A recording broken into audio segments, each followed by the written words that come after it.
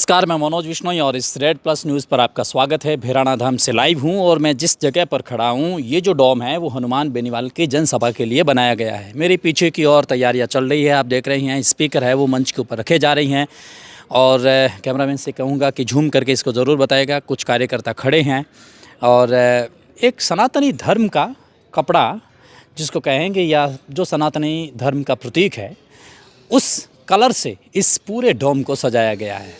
पीछे की ओर कैमरामैन से निवेदन करूंगा, उधर की ओर जो साधु संत है वो लगातार तपस्या कर रही हैं काफ़ी टाइम से, यानी कि लगभग 45 दिन हो चुके हैं, 2 महीने होने को आए हैं और कल है वो एक बड़ी जनसभा होने वाली है। इधर की ओर देखो फव्वारे चल रहे हैं, यानी कि जनसभा में जो भी लोग शरीक होंगे उनके लिए बैठने की व्यवस्था भी होगी और कुछ पार्किंग की व्यवस्था भी स्थितियाँ बनाई जा रही हैं। पीछे की ओर देख रहे हैं कि आप जिस तरीके से देखो ये माइक है, ये सजाए जा रहे हैं, लगाए जा रही हैं, कार्यकर्ता कुछ बैठे हैं। पीछे की ओर जो बड़ा सा वो स्टेज दिखाई दे रहा है, वहाँ से हनुमान बेनीवाल सभा को संबोधित करेंगे और कहा जा रहा है कि सरकार को घुटने पर लाने की कोशिश करेंगे।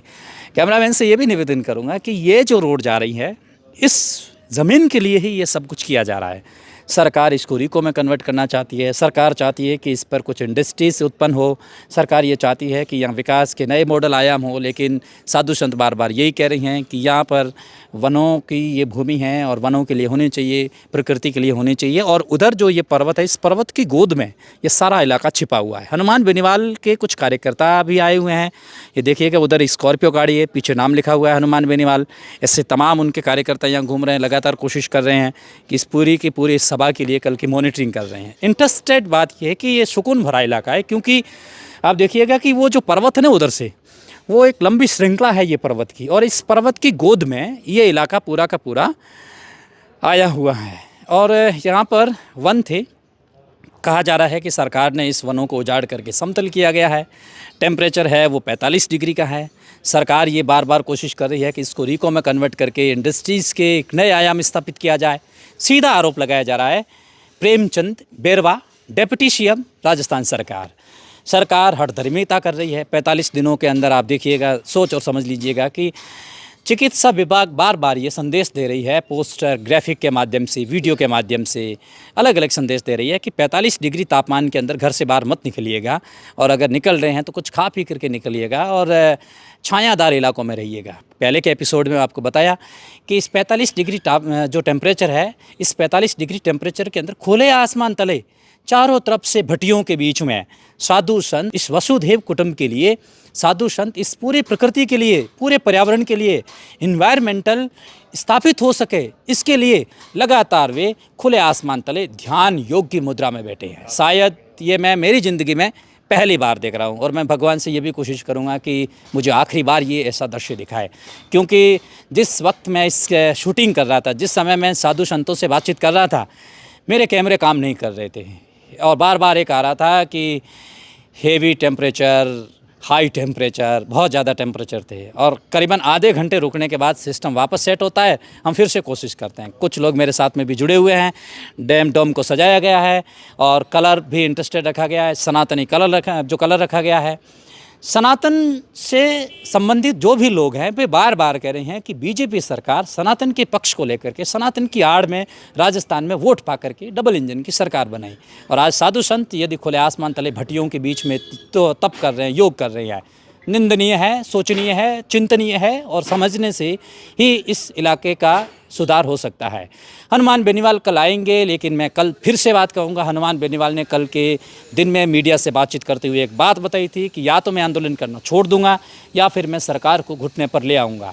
शायद मेरी नज़रों में हनुमान बेनीवाल की दूसरी या ये तीसरी ऐसी सभा होगी जो किसी पॉलिटिकल स्तर से हट कर के होगी, यानी कि ये पहली ऐसी सभा है बहुत बड़ी जो गोचर भूमि को बचाने के लिए है, वन्य जीवों को सुरक्षित करने के लिए है, पेड़ पौधों का कंजर्वेशन करने के लिए है, पर्यावरण के हित में है, पर्यावरण से जोड़ करके देखा जा रहा है, जहाँ वोट जोड़ की कोई राजनीति नहीं है, और सीधा हमला राजस्थान सरकार के ऊपर है, सीधा हमला भजन सरकार के ऊपर है। और ये सोचने वाली बात है कि पिछले 45 दिनों से अगर कोई साधु संत भूखे प्यासे इतनी धूप के अंदर, इतने हैवी टेम्परेचर के अंदर अपने अगर प्राणों की आहुति देने वाला अगर योग करे, तो फिर सरकार को ये समझना चाहिए कि इंडस्ट्री के विकास होने से आप समझिएगा कि बाड़मेर शहर, जहाँ से मैं बिलोंग करता हूँ, बाड़मेर शहर पूरे हिंदुस्तान के अंदर पिछले दिनों से कई बार सबसे गर्म शहर कहा गया है। और पर्यावरणविद बार बार इस बात को लेकर के अंदेशा जाहिर कर रहे हैं कि सोलर पैनल की जहाँ स्थापना की जा रही है, कारण यही है कि वहाँ पर टेम्परेचर बढ़ रहा है, ग्लोबल वार्मिंग बढ़ रही है। इसी कारण बाड़मेर है वो थार है और तपता जा रहा है। तो वहाँ पर वन होने चाहिए, लेकिन सरकार वनों के विरुद्ध ये काम कर रही है, ये गलत है। प्रथम दृष्टया तो ये गलत है।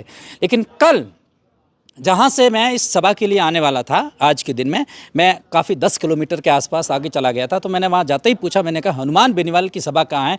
तो उन्होंने कहा एक मोड़ आएगी, वहाँ से टर्न लेकर के 4 किलोमीटर का सफ़र तय कीजिएगा, 4 किलोमीटर के बाद में हनुमान बेनीवाल के टेंट तैयार हो रहे हैं, वहाँ पर है।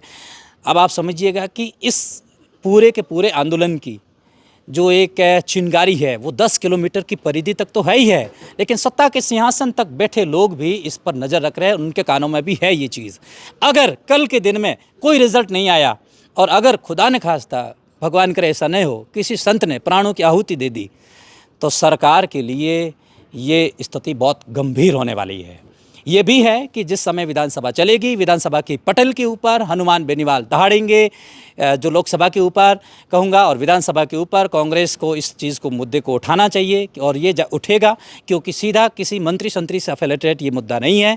मुद्दा सरकार के सबसे अहम पिलर डिप्टी सीएम से जुड़ा हुआ है।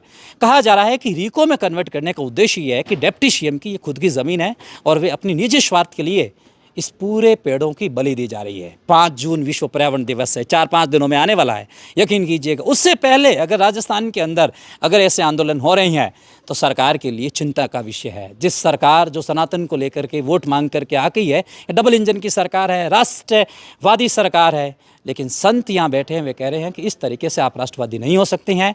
पेट्रोल डीजल के दाम बढ़ाए जा रहे हैं, रोजगार है नहीं, सीएनजी के 2 रुपए के दाम आज भी बढ़ गए हैं, कांग्रेस कुछ बोल नहीं रही है। हनुमान बेनीवाल कह रही हैं कि कांग्रेस ये चाहती है कि बीजेपी सत्ता में रहे, कभी मैं रहूं, तीसरे फ्रंट मोर्चे को आने नहीं दिया जा रहा है। उधर रविंद्र सिंह भाटी बाड़मेर के अंदर ग्रिल के अंदर जो माइंस को लेकर के धरने पर बैठे जा रहे हैं, वहाँ से भी प्रधानमंत्री नरेंद्र मोदी कहा जा रहा है कि पीएमओ के कार्यालय से एक टीम पहुंची बाड़मेर और रविंद्र सिंह भाटी से लगातार जिक्र और जिरह करने की कोशिश की जा रही है कि जैसे तैसे करके सामंजस्य को बिठाया जाए। लेकिन वहाँ भी स्थितियाँ ये है कि वहाँ लोकल नेता ये नहीं चाहते हैं कि रविंद्र सिंह भाटी थोड़ा सा हाइपर होकर के सफल हो जाए, वे भी नहीं चाहते। आंदोलन वहीं भी खींचा जा रहा है। आंदोलन दूसरी कैपिटल ऑफ राजस्थान जयपुर से 53 किलोमीटर दूर ये इलाका और सरकार की चौखट के पास में समझ लीजिएगा। अगर ऐसा आंदोलन हो रहा है और सरकार को जूम नहीं रेंग रही है तो फिर ये दिक्कत और ज़्यादा बढ़ने वाली है। टेम्परेचर पर्यावरण का हो विधानसभा के भीतर भी इस मुद्दे को लेकर के बढ़ेगा। कल का दिन करो या मरो का होने वाला है। हनुमान बेनीवाल कह चुके हैं आंदोलन छोड़ दूंगा या फिर मैं इस सरकार को घुटने पर लेंगे। कुछ लोग मेरे साथ में उनसे चर्चा करेंगे, शायद आप हनुमान बेनीवाल की टीम से होंगे, नहीं है आप होंगे। अब बोलिएगा क्या चीज़ है, कहाँ से आए ये बताइएगा। कहाँ से आए? मैं बगरू विधानसभा के एक छोटे से गांव माफरा से आया हूं। मैंने यहाँ आने के बाद देखा, मैं 10 मई को भाई साहब के साथ यहाँ आया था, जिस तरह से साधु संत यहाँ तपस्या कर रहे हैं, 45 डिग्री टेम्परेचर ऊपर से गिरा है, फिर भी यहाँ धुआं लगा के तप रहे हैं। कितनी शर्म की बात है बीजेपी सरकार होते हुए, पूरा शासन है बीजेपी सरकार का, फिर भी सरकार के ज्यों की त्यों नहीं रोम रही सरकार के अंदर। और सोचो आप, जब हनुमान जी बेनीवाल एक छोटी सी बात के लिए कि साधु संतों से मैं केवल बात करने जा रहा हूँ, जब जयपुर जालपुरा आवाज़ से यहाँ कूच किया था तब देखा था आप सड़कों कितनी भीड़ हो गई थी। तो ये तो एक बहुत बड़ा मुद्दा होने वाला है, क्योंकि साधु सनातनों की राजनीति की तो कोई बात ही नहीं है, राजनीति से हटके बात है।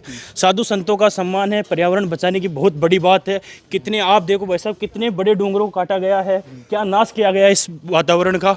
लेकिन मैं आपकी बात रोक रहा हूँ, लेकिन सबसे बड़ी इंटरेस्टेड बात ये है कि ये रैली, ये सभा न तो किसी इंडस्ट्री के लिए है, न ही किसी राष्ट्रीय लोकतांत्रिक पार्टी से या ऐसी कोई पार्टियों के लिए है। ये रैली है वसुधैव कुटुंब के लिए, प्रकृति को बचाने के लिए।